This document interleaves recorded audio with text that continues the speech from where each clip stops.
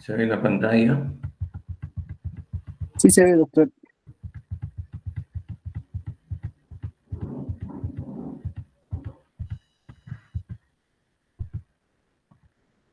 Bien, entonces creo que nos quedamos ahí, ¿no? En el tratamiento.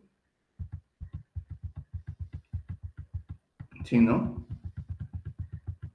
Nos tocaba hacer, doctor, eso. Aquí. Y nos quedamos en la última parte de la guía europea. Acá todavía. Acá. Sí, doctor, ahí nos quedamos. Ya, entonces, sin embargo, hay algunas diferencias. Hay algunas cosas que recordar, ¿no? Básicas que recordar respecto del tratamiento de los pacientes con estenosis aórtica. Uno, como todo paciente con lesión estenótica valvular, no le conviene estar taquicárdico, ¿no es cierto? Nos conviene controlar las arritmias, nos conviene tenerlo discretamente bradicárdico, por eso se pueden beneficiar del uso de beta bloqueadores o de calcio antagonistas tipo litiazem o verapamil. Nos conviene evitar también la deshidratación, o sea, el uso de diuréticos, hay que tener cuidado con el uso de diuréticos en estos pacientes. Nos conviene mantenerlos en ritmo sinusal el mayor tiempo posible porque ya hemos dicho que ellos dependen mucho de su contracción auricular. Ya definitivamente cuando el paciente hace síntomas, ¿no? Hace síntomas, este paciente necesita reemplazo valvular mitral. El reemplazo valvular mitral puede ser quirúrgico o puede ser vía percutánea, por vía percutánea, ¿no? Uno de los parámetros que influye en escoger a quién se opera y a quién no se opera es la edad, es uno de los parámetros, ¿no? A quién se opera y a quién no se opera es la edad. Cuando les digo a quién no se opera, me refiero a quién le hacemos el reemplazo valvular percutáneo o TAVI o TAVR, ¿no? TAVI se refiere al implante valvular aórtico percutáneo, implante valvular aórtico percutáneo, o TAVR, que es el reemplazo valvular aórtico transcutáneo. Lo cierto es que si el paciente hace síntomas, hay que reemplazarle la válvula sí o sí. Dos, se le puede reemplazar la válvula mediante cirugía o mediante TAVR. En realidad, ya se ha demostrado en la actualidad que el implante percutáneo se puede utilizar en pacientes de bajo riesgo, de moderado riesgo, de alto riesgo, de muy alto riesgo. De hecho, el reemplazo percutáneo inicialmente solamente se hacía en pacientes de alto riesgo, muy añosos, en los cuales se esperaba un pronóstico de vida no muy alto, por lo menos se exigía un año de vida para hacerles el reemplazo valvular. Esto ha ido evolucionando, o aquellos pacientes que tengan muchas comorbilidades, ¿no? De manera que ahora, pues, el reemplazo valvular percutáneo no está limitado únicamente a los pacientes mayores de 80 años o de 90 años, sino ha bajado mucho la edad. Los europeos ponen la edad a los 75 años o menos de 75 años, les recomiendan hacerle cirugía, mientras que a los mayores de 75 años se les recomienda hacerle el TAVI o el reemplazo valvular percutáneo. Sin embargo, en esta decisión, como les digo, influye una serie de evaluaciones, tanto de imágenes, evaluaciones de la condición del paciente e incluso la preferencia del paciente en la actualidad. Esto es de los europeos. Los americanos, en cambio, dicen una edad de 65 años. De 65 años para abajo, mejor cirugía, y de 75 años para arriba, mejor TAVI o TAVR. Los europeos lo suben a 70, 75 años. Lo cierto es que en cualquiera de los casos, lo más importante es que el paciente, si tiene síntomas, hay que hacer la reemplazo valvular. ¿Por qué método le hacemos el reemplazo valvular? Depende de individualizar el caso. Discutirlo no solamente con el paciente, sino también ver sus condiciones generales, sus comorbilidades, su estado clínico y, como les digo, hasta sus preferencias. La edad es uno de los parámetros, ¿no? Es uno de los parámetros, pero existen otra serie de evaluaciones previas para decidir qué se hace en el paciente, si un reemplazo valvular percutáneo o una cirugía. No, el reemplazo valvular percutáneo se hace con dos tipos de válvulas, una que es autoexpandible, ¿no? Como esta, y otra que es que se infla. Esto ya son diapositivas un poco antiguas, como ven ustedes, es de hace casi 20 años que empezó a tratarse esto, en donde se demostraba que la gradiente disminuía y el área valvular se incrementaba, lo mismo que el pronóstico de vida, ¿no?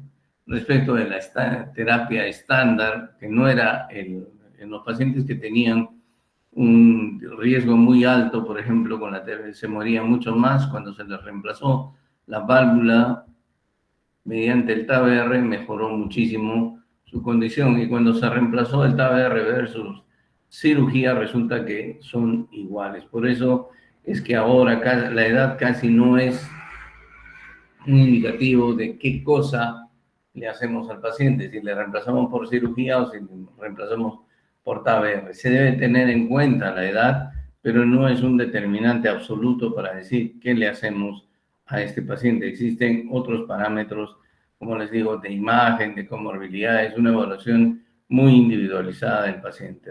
Lo cierto es que se puede hacer cualquiera de las dos cosas, ¿no? Lo que dicen los americanos es esto, como les dije, para ellos menos de 65 años cuenta. ¿Por qué? Porque tienen una expectativa de vida mayor de 20 años y en ellos se recomienda un reemplazo valvular quirúrgico por cirugía. Para los pacientes sintomáticos entre 65 y 80 que no tienen el TAVI, también se puede hacer, mayores de 65 se puede hacer, o también se puede hacer la cirugía, ¿no?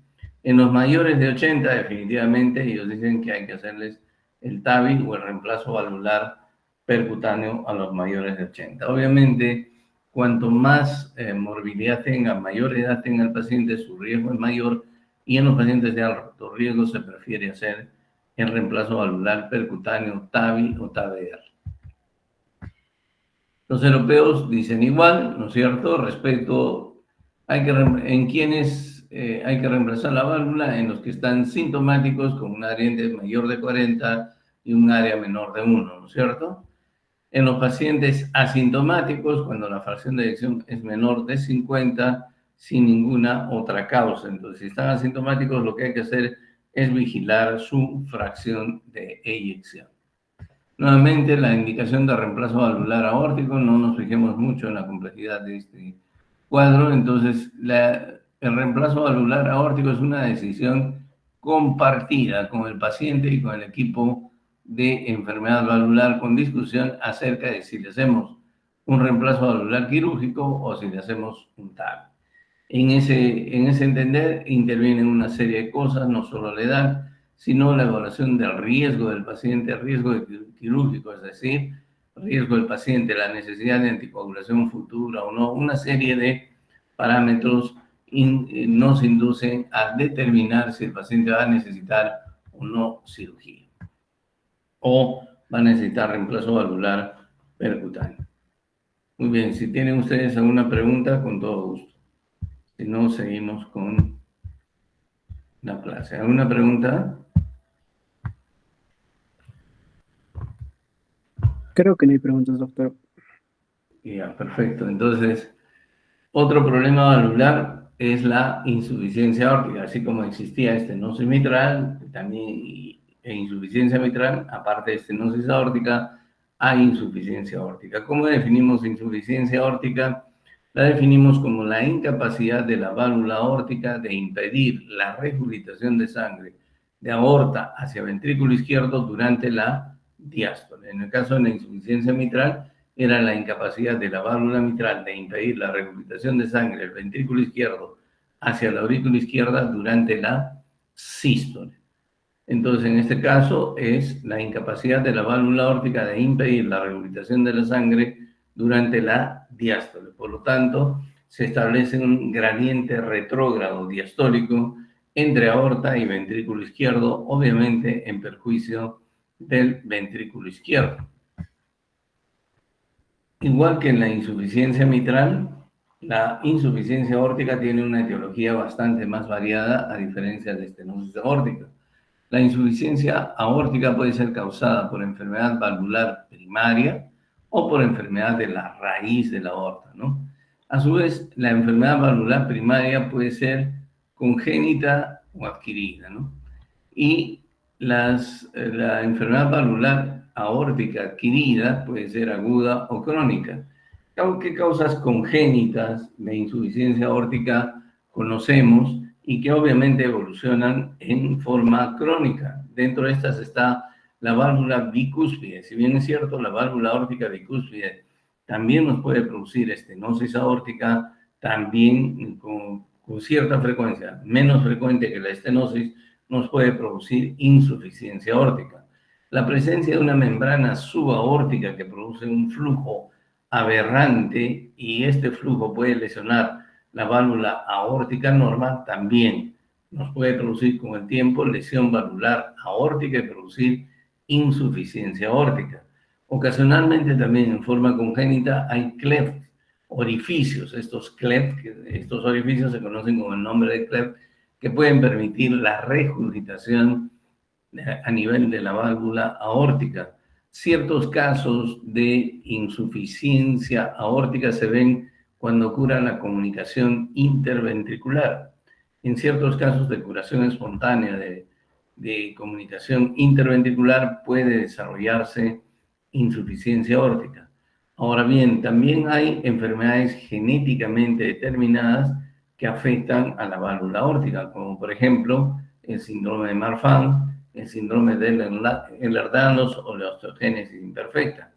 Y también la degeneración mixomatosa de la válvula aórtica es posible, así como hablamos del prolapso de válvula mitral. Mencionamos que este proceso también puede afectar a la válvula aórtica y a la válvula tricúspide. Entonces, todas estas son causas de insuficiencia aórtica congénita que evolucionan en forma crónica. La insuficiencia aórtica adquirida, aguda, por ejemplo, la podemos ver en un caso de endocarditis infecciosa por destrucción de la válvula aórtica o en los casos de un traumatismo cerrado de tórax, ¿no? En los casos de traumatismo cerrado de tórax, la afección de la válvula aórtica es rara, pero constituye la principal causa de muerte en los pacientes que desarrollan un traumatismo cerrado de tórax. Las formas crónicas de insuficiencia aórtica valvular adquiridas están representadas fundamentalmente por la cardiopatía reumática, es decir, por la insuficiencia aórtica producida por la fiebre reumática de origen reumático. Generalmente sospechamos esto cuando el paciente suele ser mujer y con afección mitral concomitante, es decir, con afección de la válvula mitral concomitante, o cuando existe una doble lesión de la válvula aórtica, es decir, una estenosis valvular aórtica asociada a una insuficiencia aórtica. Otras causas de insuficiencia aórtica adquirida son, por ejemplo, las producidas por la sífilis, que ya no es muy frecuente, o la espondilitis anquilosante, que también nos puede producir insuficiencia aórtica por enfermedad valvular primaria. La enfermedad de la raíz aórtica también nos puede producir insuficiencia aórtica. ¿Por qué? Por dilatación. La dilatación de la raíz aórtica condiciona dilatación del anillo aórtico y entonces con ello mala coaptación de las valvas de la válvula aórtica y por supuesto insuficiencia aórtica. Una causa muy frecuente de insuficiencia aórtica por enfermedad de la raíz aórtica es la degeneración quística de la media o la degeneración medial, que afecta a los pacientes también con síndrome de Marfan, con síndrome de Ehlers-Danlos, en osteogénesis imperfecta, pero también a los pacientes con hipertensión arterial frecuentemente. Entonces, los pacientes, cuando hablamos de hipertensión arterial, hablamos de que esto podría producir aneurisma de la raíz aórtica, ¿no? Entonces, aquí está, la causa es la degeneración medial que acompaña a la hipertensión arterial. Existen otras situaciones en las cuales también se presenta la degeneración medial, produce dilatación de la raíz aórtica y por lo tanto insuficiencia aórtica por dilatación del anillo, lo que impide la adecuada coaptación de las valvas. Esto en forma genética. La forma adquirida también puede ser aguda o crónica. Una forma aguda de insuficiencia aórtica por compromiso de la raíz aórtica es la producida por la disección aórtica. La disección aórtica puede producir no solamente insuficiencia aórtica por dilatación de la raíz, sino por destrucción del anillo o de las valvas de la válvula aórtica. También el desarrollo crónico de otras causas de aneurisma de la raíz aórtica, como por ejemplo la propia sífilis y otra vez la espondilitis anquilosante, pero también aquí entra la artritis reumatoide y algunas formas de vasculitis, nos pueden producir insuficiencia aórtica por dilatación de la raíz aórtica.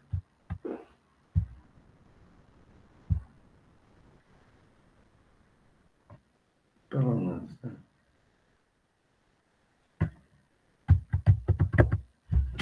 caray, no sé qué pasó.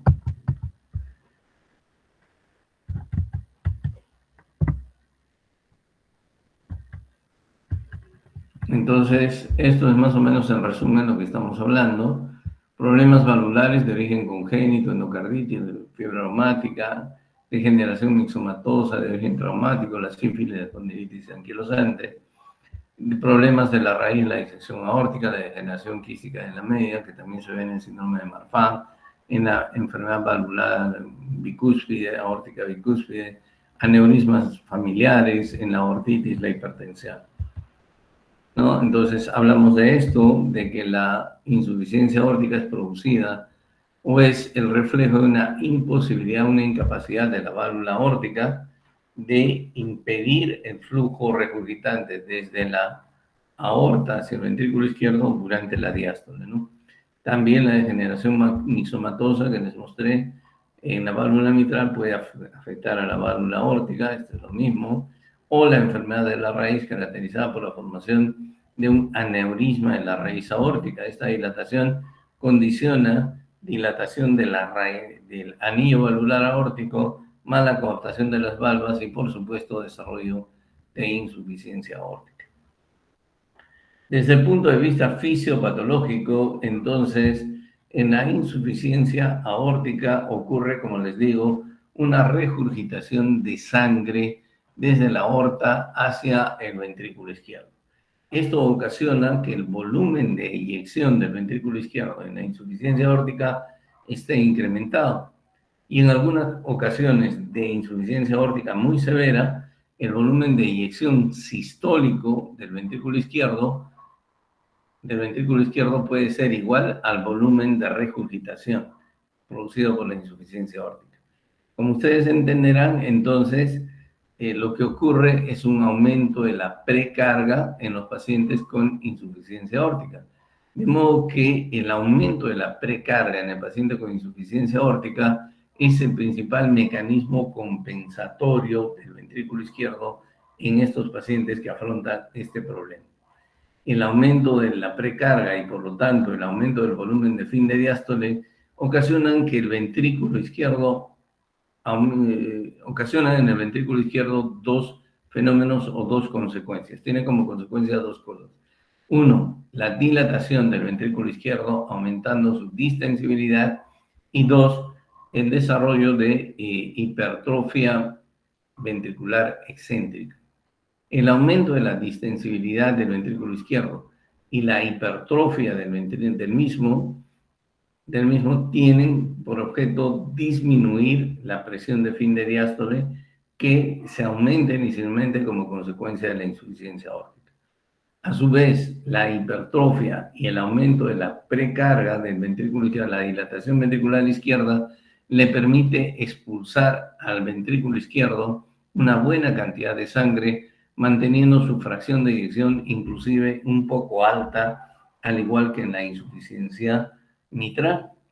De modo que el paciente con insuficiencia aórtica tiene una dilatación ventricular izquierda, una hipertrofia que se conoce excéntrica, es decir, la hipertrofia ventricular está asociada a un aumento de la cavidad y esto le permite expulsar una mayor cantidad de sangre. Los pacientes con insuficiencia aórtica tienen una fracción de eyección incrementada. El aumento de la distensibilidad, el aumento de la capacidad de expulsar mayor cantidad de sangre, una fracción de eyección incrementada, les permite permanecer a estos pacientes asintomáticos también por mucho tiempo. Eventualmente, entonces, estos mecanismos compensatorios fallan y el ventrículo izquierdo no puede dilatarse más, y es en ese momento, entonces, en que la presión de fin de diástole aumenta aún más, el ventrículo izquierdo comienza a disminuir su capacidad contráctil, cae la fracción de eyección, la presión de fin de diástole se incrementa al caer la fracción de eyección y al disminuir la distensibilidad, y el paciente comienza a desarrollar todos los signos y síntomas de insuficiencia cardíaca. De modo que estos pacientes también, cuando están en etapas avanzadas de su enfermedad, están en insuficiencia cardíaca. O visto al revés, si un paciente con insuficiencia aórtica está en insuficiencia cardíaca, ustedes tienen que asumir que está en etapas avanzadas de su enfermedad. Antes de que ello ocurra, existen también otros fenómenos fisiopatológicos importantes. Uno, estos pacientes están predispuestos a isquemia miocárdica por el desarrollo de hipertrofia y porque la presión no solo de fin de diástole aumenta, sino también la presión sistólica aumenta.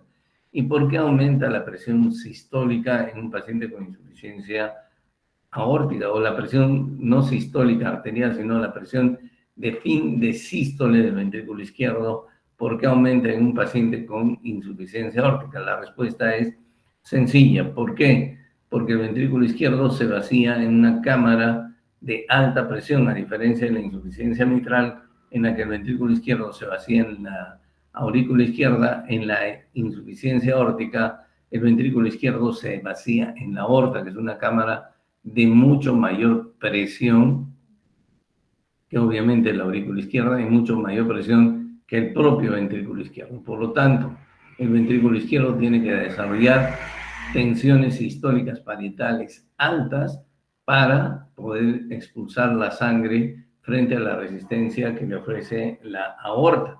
De esta forma, la insuficiencia aórtica es una condición en la cual está aumentada la presión de fin de diástole, ¿sí?, la precarga, y también está aumentada la presión de fin de sístole, es decir, la poscarga. Por esas razones y por el aumento del diámetro del ventrículo izquierdo se hipertrofia, y también está predispuesto por esas razones a isquemia miocárdica, porque ustedes saben que la hipertrofia aumenta los requerimientos miocárdicos de oxígeno. Otra situación que predispone a este paciente a isquemia miocárdica y a pérdida posterior de miocitos y a compromiso de la función sistólica es el hecho de que estos pacientes suelen tener una presión arterial diastólica baja. Y como ustedes saben, la presión arterial diastólica es la verdadera presión de perfusión del corazón, de manera que al tener presión arterial diastólica baja suelen estar predispuestos a isquemia miocárdica. La presión arterial diastólica baja es una característica de los pacientes con insuficiencia aórtica. Sin embargo, cuando el ventrículo izquierdo falla, la presión arterial diastólica comienza a incrementarse. La presión de fin de diástole, del ventrículo izquierdo comienza a incrementarse, y por este efecto la presión arterial diastólica comienza a incrementarse. Porque la presión diastólica sistémica nunca debe ser inferior a la presión de fin de diástole del ventrículo izquierdo, sino la situación se tornaría muy, muy peligrosa. En resumen, entonces, desde el punto de vista fisiopatológico, estos pacientes presentan una sobrecarga de volumen que induce hipertrofia excéntrica. La hipertrofia excéntrica induce un incremento del consumo miocárdico de oxígeno, lo que predispone a isquemia a estos pacientes. Y otro aspecto que predispone a isquemia a estos pacientes es el hecho de que su presión arterial diastólica es baja. La presión diastólica baja comienza a aumentar una vez que el ventrículo izquierdo comienza a fallar y comienza a aumentar su presión de fin de diástole. La presión de la poscarga también está incrementada en estos pacientes porque enfrentan o vacían su contenido del ventrículo izquierdo, vacía su contenido en una cámara de presión, de alta presión como es la aorta. Entonces, más o menos de esto es de lo que estamos hablando, ¿no es cierto? Cuando existe sobrecarga de presión, como ocurre en la hipertrofia, perdón, en la estenosis aórtica, se produce una hipertrofia concéntrica. Cuando existe una sobrecarga de volumen, se produce una hipertrofia excéntrica. La hipertrofia concéntrica se caracteriza por un aumento de la masa ventricular izquierda y una cavidad ventricular izquierda normal o reducida, mientras que la hipertrofia excéntrica, que se produce por sobrecarga de volumen, se caracteriza por un aumento de la masa ventricular, pero también por un aumento de la cavidad del ventrículo. Ambas, sin embargo, condicionan, como les acabo de mencionar, isquemia y eventualmente se transforman en un mecanismo compensatorio inadecuado, favoreciendo pérdida de miocitos por isquemia, por apoptosis y luego desarrollo de fibrosis. Y lo que inicialmente fue hipertrófico se convierte en una pared muy delgada y se produce una dilatación, falla sistólica del ventrículo izquierdo, y entonces ahí estamos en etapas muy avanzadas de su enfermedad. En la insuficiencia aórtica aguda ocurre algo así, muy similar a la insuficiencia mitral aguda. ¿Qué ocurre? Lo que pasa en la insuficiencia aórtica aguda es que el ventrículo no está preparado para esa sobrecarga de volumen. Por lo tanto, no es capaz de dilatarse rápidamente, ni es capaz de reducir con esa dilatación rápida las presiones de llenado. Por lo tanto, aumentan notablemente las presiones de llenado en el ventrículo izquierdo, la presión de fin de diástole, y esto puede transmitirse en forma retrógrada hacia la aurícula y hacia los pulmones, ocasionando congestión pulmonar. De modo que en la insuficiencia aórtica aguda, el cuadro de edema agudo de pulmón, o por lo menos congestión pulmonar aguda, insuficiencia cardíaca aguda con congestión pulmonar, es una situación que podemos esperar debido a la falta de distensibilidad del ventrículo izquierdo. En cambio, en la insuficiencia aórtica crónica, el ventrículo izquierdo tiene oportunidad de dilatarse, de aumentar su distensibilidad, de desarrollar hipertrofia, y al aumentar su distensibilidad y ser capaz de vaciarse adecuadamente por la hipertrofia, la presión a nivel auricular izquierdo es normal o ligeramente incrementada. Esta característica de la insuficiencia aórtica crónica les permite a este tipo de pacientes permanecer asintomáticos por mucho tiempo. En resumen, entonces, el cuadro clínico de la insuficiencia aórtica aguda, edema agudo de pulmón, mientras que el paciente con insuficiencia aórtica crónica, incluso severa, mientras su ventrículo esté distensible, puede estar asintomático o mínimamente sintomático. La historia o lo que relatan estos pacientes o lo que caracteriza a estos pacientes es lo siguiente: 3/4 partes de los pacientes con insuficiencia aórtica pura son varones. Cuando la insuficiencia aórtica se asocia a enfermedad valvular mitral o a doble lesión aórtica, estenosis más insuficiencia, generalmente entonces en ese caso el origen suele ser reumático y la mayoría de veces los pacientes suelen ser de sexo femenino. Ya acabo de mencionarles que la insuficiencia aórtica aguda se caracteriza por edema agudo de pulmón o por shock cardiogénico, por lo que acabamos de mencionar, mientras que por lo que acabamos de mencionar también, la regurgitación aórtica crónica se caracteriza por un periodo de latencia prolongado. A pesar de eso, el paciente puede estar mínimamente sintomático y tener molestias como palpitaciones molestas, sobre todo cuando está nervioso, cuando hace algún tipo de ejercicio, ¿no? Cuando ya empieza a desarrollar disnea y angina, estamos en etapas avanzadas de la enfermedad del paciente. Cuando empieza a tener manifestaciones de insuficiencia cardíaca global, nuevamente ya estamos en etapas avanzadas de la enfermedad. ¿Qué síntomas puede tener el paciente? Palpitaciones, pulsación prominente y dolor precordial atípico. La insuficiencia aórtica es una patología que tiene muchas manifestaciones, muchos signos, algunos de ellos llenos de epónimos, muchos signos que podemos buscarlos cuando sospechamos de insuficiencia aórtica. Por ejemplo, al palpar al paciente, tenemos el llamado pulso Zeller o pulso de Corrigan, que palpamos el pulso, del cual ya hemos hablado en las primeras clases, un pulso de ascenso rápido y de descenso rápido, pulso Zeller, pulso Saltón o pulso de Corrigan. La presión de pulso suele estar muy incrementada, ¿no?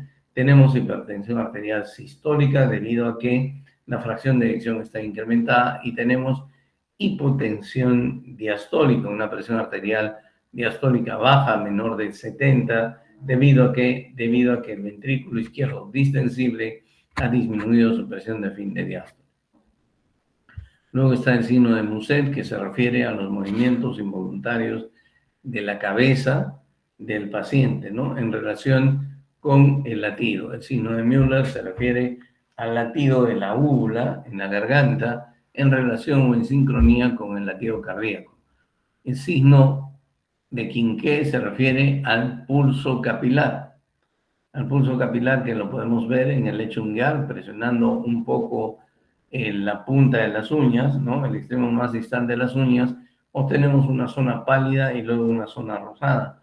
Y se ve que rítmicamente, en relación con el latido cardíaco, en la zona rosada invade la zona pálida y eso se conoce como pulso capilar o signo de Quinqué. El pulso capilar también se puede ver en el fondo de ojo. La maniobra de Liam positiva se refiere al hecho de que el paciente, estando echado en decúbito dorsal, uno le coge la mano, la muñeca, con la palma de la mano y se puede sentir, uno, el pulso Zeller y el colapso del mismo en relación al latido cardíaco. El choque de punta está desplazado hacia abajo y hacia la izquierda debido a que estamos enfrentando una sobrecarga de volumen, ¿no? A su vez también tenemos un impulso ventricular izquierdo hiperdinámico o hipercinético. Ya hemos hablado del signo de Muset, de Müller, el signo de Rosenbach, que se refiere a la pulsación del hígado, el signo de Gerhardt a la pulsación del vaso, acabo de mencionarles el signo de Quinqué. El signo de Eurosies se refiere a un soplo en vaivén, un soplo sistólico y diastólico al comprimir la arteria femoral con la membrana del estetoscopio. Y el signo de Traube o el signo de pistoletazo también al auscultar la arteria femoral. Como ustedes ven, entonces existe una serie de signos. La insuficiencia aórtica es una patología muy rica en su semiología y en signos que nos puede orientar. Desde el pulso Zeller, el choque de punta desplazado hacia abajo y hacia la izquierda, impulso ventricular izquierdo hiperdinámico, presión arterial caracterizada por una presión arterial de pulso muy incrementada, la presión diastólica baja, generalmente menor de 70 milímetros de mercurio. Recuerden que esta presión comienza a subir cuando el ventrículo izquierdo comienza a fallar. Tampoco existe una presión de pulso muy incrementada en los pacientes con insuficiencia aórtica aguda, debido precisamente a que su distensibilidad, la distensibilidad ventricular izquierda no está incrementada. Si auscultamos al paciente, el primer ruido puede ser normal, el segundo ruido generalmente está ausente. El segundo ruido está ausente, ¿no? Y podemos auscultar en el paciente con insuficiencia aórtica aguda un cuarto ruido. El soplo característico es el soplo diastólico. Ahora, dependiendo de que estemos enfrentando una insuficiencia aórtica aguda, será un soplo protodiastólico y una insuficiencia aórtica crónica será un soplo diastólico. Cuanto más tiempo abarque la diástole del soplo, más severa es la insuficiencia aórtica en el caso de que sea una insuficiencia aórtica crónica. Entonces, cuanto más dure durante la diástole el soplo, en el caso de la insuficiencia aórtica crónica, más severa es la insuficiencia. No pasa así en la insuficiencia aórtica aguda, en la cual el soplo es protodiastólico, debido a que las presiones se igualan rápidamente. ¿Debido a que la distensibilidad ventricular izquierda es normal o disminuida y esto hace que aumente la presión intraventricular muy rápidamente? A veces podemos escuchar el famoso soplo de Austin Flint, que es un soplo de rodamiento mitral, que desaparece con el uso de vasodilatadores. El uso de vasodilatadores nos permite distinguir el soplo de Austin Flint del soplo producido por una verdadera estenosis mitral, porque el soplo en la estenosis mitral, cuando se usan vasodilatadores, aumenta, ¿no? Aumenta porque aumenta el gasto cardíaco, incluso está contraindicado el uso de vasodilatadores en las lesiones valvulares estenóticas. A veces también podemos auscultar un soplo sistólico aórtico, sin necesidad de pensar en que exista una doble lesión. Este soplo sistólico aórtico se produce por el aumento del volumen de sangre expulsado por el ventrículo izquierdo frente a un orificio valvular aórtico normal o discretamente disminuido. No hay estenosis aórtica, sino que aparece una gradiente sistólica debido al gran volumen de sangre que expulsa el ventrículo izquierdo. En caso de los exámenes auxiliares que podríamos pedirle al paciente con insuficiencia aórtica, el electrocardiograma es importante. Ahí podemos ver casi siempre una insuficiencia aórtica importante, hipertrofia ventricular izquierda. A diferencia de la estenosis aórtica, en la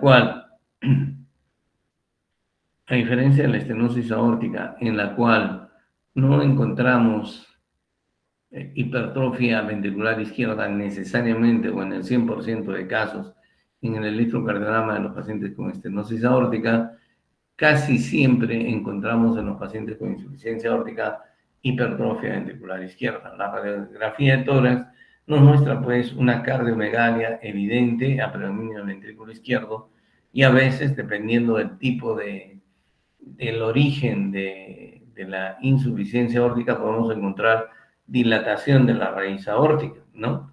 Cuando encontramos dilatación de la raíz aórtica, el soplo de insuficiencia aórtica que habitualmente se ausculta en el foco accesorio aórtico, es decir, tercer espacio intercostal izquierdo, línea paraesternal izquierda, podemos escucharlo a nivel a ese mismo nivel, pero en la línea paraesternal derecha, en el tercer espacio intercostal derecho, línea paraesternal. Entonces, si nosotros, en otras palabras, si escuchamos un soplo de insuficiencia en el tercer espacio intercostal derecho, línea paraesternal, sospechemos que la insuficiencia aórtica puede ser debido a una enfermedad de la raíz aórtica. Entonces, este es un electro en un paciente con insuficiencia aórtica en el que claramente vemos una hipertrofia ventricular izquierda muy importante, con signos de sobrecarga ventricular o lesión subendocárdica, ¿no? La radiografía de estos pacientes muestra dilatación ventricular izquierda, ¿no? Una gran cardiomegalia a predominio del ventrículo izquierdo, y observen la punta desplazada hacia abajo y hacia la izquierda. A diferencia de otros casos valvulares, observen el botón aórtico está desarrollado. ¿Por qué? Porque el gasto cardíaco se mantiene hasta etapas avanzadas de la enfermedad. El ecocardiograma nos muestra o nos da información anatómica, nos da las dimensiones aórticas, nos puede permitir detectar la severidad de la insuficiencia aórtica, nos da parámetros también que nos pueden permitir aconsejar al paciente ya una intervención, aun cuando esté asintomático. Eso ya es más o menos manejo del especialista, ¿no? Sin embargo, la ecocardiografía, en este caso tienen ustedes un trance esofágico, nos muestra una insuficiencia aórtica importante, en este caso un transtorácico con insuficiencia aórtica, igual un transtorácico que muestra insuficiencia aórtica, lo mismo aquí. Aquí tienen un caso de insuficiencia valvular aórtica aguda, diagnosticada por ecocardio transesofágico, producida por una disección. En este caso ustedes tienen el flapping, la disección, está dilatando la raíz de la aorta, lo que está dilatando el anillo, y nos produce insuficiencia aórtica aguda en este caso, ¿no? Entonces, ¿qué dice la guía para diagnosticar en pacientes con signos o síntomas de insuficiencia aórtica? La ecocardiografía transtorácica es suficiente para la evaluación, ¿no es cierto? En pacientes con válvula aórtica bicúspide, también la transtorácica es suficiente, ¿no? Si las imágenes de la transtorácica son inadecuadas o existe discrepancia entre la clínica y los hallazgos de la transtorácica, podemos hacerle un trance esofágico o una resonancia magnética inclusive a estos pacientes. El tratamiento está orientado a decidir cuándo lo operamos, pero antes que eso podemos utilizar entonces profilaxis para prevenir la endocarditis en este tipo de pacientes, porque ya sabemos que los pacientes que tienen problemas valvulares están predispuestos a desarrollar endocarditis. Podemos utilizar vasodilatadores, a diferencia de las lesiones valvulares estenóticas o de la insuficiencia mitral. En la insuficiencia mitral tampoco los vasodilatadores están indicados, solo en la insuficiencia aórtica, especialmente si son hipertensos, pero no debiéramos utilizar los vasodilatadores con el fin de retrasar la indicación quirúrgica o el reemplazo o la evolución. Con ese fin no está indicado, ¿no? Está indicado especialmente en el caso de que sean hipertensos o en el caso de que podamos utilizar un tratamiento puente para el paciente hasta que pueda ser sometido a la cirugía para que pueda ser reemplazada su válvula aórtica. ¿Cuándo indicamos su cirugía? Cuando el paciente tiene síntomas. Si no tiene síntomas, cuando su fracción de eyección ha caído, cuando su diámetro teles histórico es de 55 milímetros, o en el caso de un aneurisma, cuando su raíz aórtica sea de 55 milímetros también. En la insuficiencia aórtica aguda, el tratamiento es quirúrgico, es urgente y es en definitivo.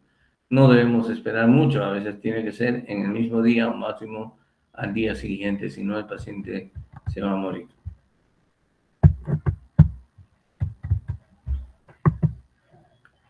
¿No? Entonces, ¿qué dice al respecto de la terapia médica? Aquí dice, no hay evidencia que las drogas vasodilatadoras reduzcan la severidad de la insuficiencia aórtica o alteren el curso de la enfermedad. Entonces, por eso les decía, debemos utilizarlas especialmente cuando son hipertensos, porque si no es hipertenso, no tenemos por qué utilizar vasodilatadores porque no existe evidencia de eso, a menos que sea como un tratamiento puente mientras espera nada más, ¿no? En pacientes sintomáticos, quienes son candidatos para cirugía, la terapia médica no es sustitutoria de el reemplazo valvular aórtico. Si hace síntomas, hay que reemplazar la válvula mitral. Sin embargo, la terapia médica es útil para aliviar los síntomas en pacientes que se consideran de muy alto riesgo. Es decir, si el paciente hace insuficiencia cardíaca, lo tenemos que tratar como eso, ¿no? Y después, de todas maneras, hay que operarlo.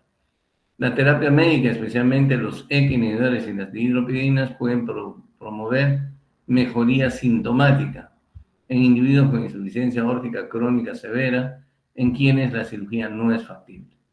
El valor de los ECA inhibidores y las dihidropidinas en retrasar la retrasar la cirugía en presencia de severa o moderada insuficiencia aórtica en pacientes asintomáticos no se ha establecido y no se recomienda su uso. De modo que si el paciente está sintomático y tiene insuficiencia aórtica, el tratamiento definitivo es cirugía. En pacientes que van a ser sometidos a cirugía, pero continúan sufriendo de falla cardíaca o hipertensión, los ECA inhibidores, los ARA2, los beta-bloqueadores son muy útiles para manejarlos. En resumen, entonces, insuficiencia aórtica severa, sintomática, si es severa, si es sintomática, cirugía. Si es asintomática, si su fracción de eyección es menor de 55 o su diámetro teles histórico mayor de 50, se puede plantear la cirugía. Pero lo más importante es que ustedes recuerden que si está sintomático, es cirugía. Si está asintomático y si tiene una fracción de eyección menor de 55, cirugía. Si va a ser sometido a otra cirugía cardíaca, cirugía. Eso es lo más importante, ¿no? Nuevamente, la guía dice, en pacientes sintomáticos con insuficiencia aórtica severa, la cirugía válvula aórtica se recomienda independientemente de la función. Lo que manda es la cirugía y los síntomas. En pacientes asintomáticos con insuficiencia aórtica severa, una fracción de eyección menor de 55 recomienda o es indicativa de reemplazo valvular aórtico. Los europeos, ¿qué dicen? Tratamiento, dilatación significativa de aorta ascendente, sí, cirugía. Insuficiencia aórtica grave, sí. Síntomas, cirugía. Fracción de eyección menor de 50, los americanos decían menor de 55. Y diámetro teles histórico, los americanos dicen lo mismo, mayor de 50, si están asintomáticos, cirugía. ¿Se acabó? Así de simple lo mencionan ellos, ¿no? Y a veces cuando hay problema de la raíz aórtica, pues se saca la raíz, se le pone un injerto, se pone un tubo valvado en donde se reinsertan las arterias coronarias. Muy bien, si ustedes tuvieran alguna pregunta, con todo gusto. Si no, nos vemos. Doctor, cuando se refiere a la raíz aórtica, ¿se refiere a qué porción de la raíz ascendente? Bueno, de la porción ascendente de la aorta. A ver, esa es una buena pregunta. Espérenme un ratito.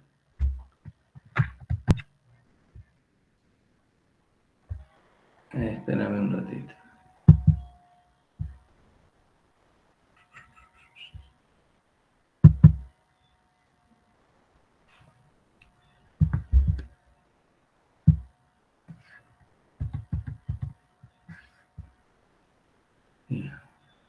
¿Ven mi pantalla o no? Sí se ve, doctor. ¿Estás viendo mi pantalla? Sí, sí ¿Ves la se ve, doctor. diapositiva? ¿Ves la diapositiva? Sí, sí se ve, Sí, doctor. doctor. Ya, ahí tienen.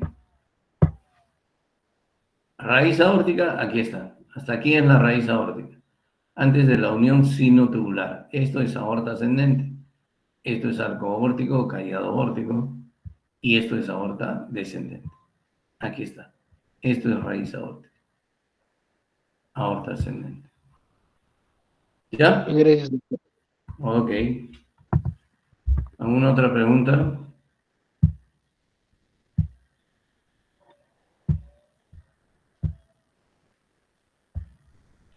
Doctor, ¿hay algún límite en tiempo que nos delimite cuál es insuficiencia aórtica crónica y una insuficiencia aórtica aguda? En tiempo, la insuficiencia aórtica aguda se da en el momento, en ese día. Sufrió una endocarditis, ese día no hay un límite, no vas a... O sea, la insuficiencia aórtica se da en ese momento. Se produce destrucción de la válvula aórtica, el paciente se descompensa agudamente, ya sea por endocarditis o ya sea por traumatismo. O sea, no es que espera 7 días, 10 días, es en ese momento.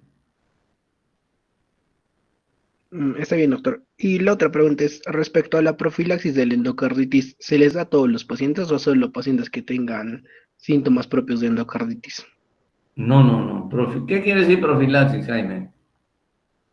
Aunque eso es como que le das un Profilaxis es tratamiento. que tú quieres impedir que le dé endocarditis. No puedes esperar que tenga endocarditis. Si ya tiene endocarditis, no existe profilaxis. Profilaxis es prevención. O sea, si ya tiene endocarditis, no existe profilaxis. Ya ese paciente está infectado. Profilaxis es prevención. Tú sabes que el paciente tiene insuficiencia aórtica, ya sea leve, moderada, o peor si tiene severa y está asintomático, tiene y va a ser sometido a algún procedimiento que le produzca, que le dé riesgo de endocarditis, ahí tienes que hacer profilaxis para impedir que le dé profilaxis. Porque si ya hizo endocarditis, no existe profilaxis. O si existe, no sirve para nada. Ujú. Sí, sí, doctor. Sí, ya le entendí. Ya, listo. ¿Alguna otra pregunta?